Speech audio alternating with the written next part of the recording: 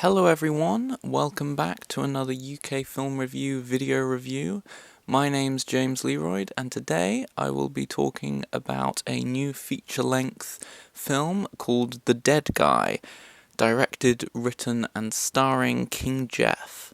This is a supernatural, investigative thriller type movie. And what an amusing movie it is. It's not all good, but it's an incredibly entertaining watch and a sort of conflicting one because I was really charmed by a lot of this movie in a kind of a B-movie kind of way. This really reminds me of just other like sort of ultra low budget insular movies that I really love. And so yeah, this is something the director here has tapped into, a kind of low budget feeling and aesthetic that really speaks to me. But not all of it is like that, unfortunately. But I'll tell you what the story of it is. It's about a psychic who is employed by the FBI to figure out where dead bodies are. You know, he can hear like the voices of the dead speaking out to him and saying who killed them and how they killed them and where their body is now. You know, and he has a specific kind of ritual for how he receives this information from beyond the grave. As a concept, I think it's all very, very fun. And yeah, just very entertaining. But I'll get a little bit into what is very conflicting about this movie. And I'm going to say it, AI. AI has been used through this film, and it's very annoying. Perhaps not in ways that you might think. Now that I've said AI, you might be just picturing a film that is just pure gobbledygook, just a bunch of mush. It is not that at all. What's so weird about the fact that AI has been used through some of this film is that actually the overall approach and visual style of this film is so handmade and artisanal and textural, and you know, it almost feels like camcorder footage in a way. It's really choppy and grainy, and that whole visual, and handheld or just restrained, and you know, sort of using its low budget to give you a very, yeah, like messy personal flavour, cinematically speaking. And so all of that I really, really latched onto and I really loved. So then the fact that AI is then used more in a sort of in-world way. For instance, early on, our protagonist has a phone call with someone, but the voice on the other end of the phone is clearly just like an AI voice. And at first, I think you can sort of find this almost amusing in a way, but eventually it gets to a very pivotal and extended sequence that lasts almost about 20 minutes long, where our protagonist is just in a room of his house and he is having multiple conversations with the deceased. All of these voices are AI voices, and then in addition to that, there's a bunch of photos hanging up in his room, and all of the photos are these AI generated photos. And it's just, what makes it so much more bizarre is the fact that actually the approach the filmmaker has taken and the way in which they have built this visual world besides the AI is so admirably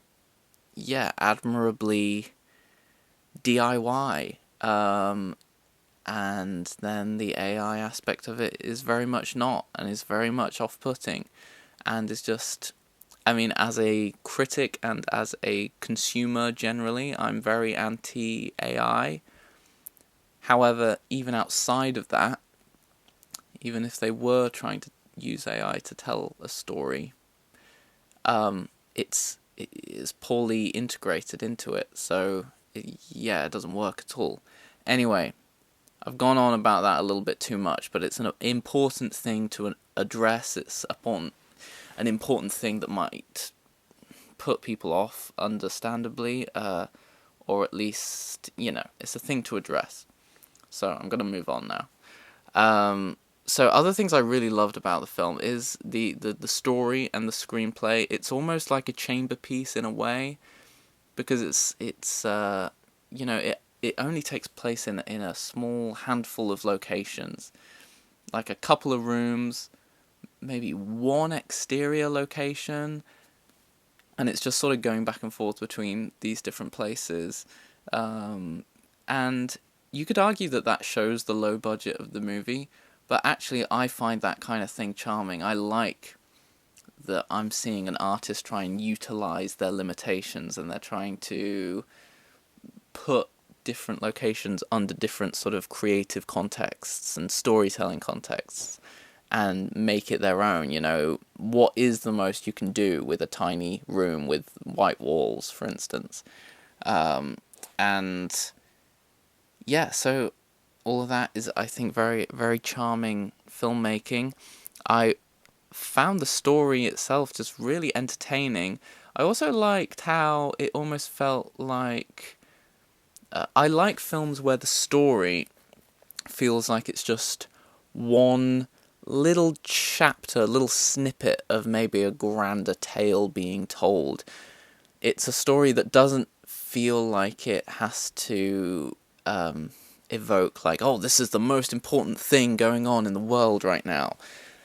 This feels like almost as if it's not even the most important thing that's happened in this character's life. It's just another instance of him solving a series of cases.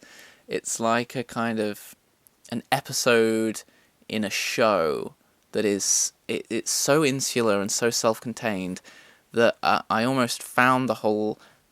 Despite the fact that it's like a little bit scary, a little bit spooky, I actually found the whole atmosphere of the film very warm and inviting.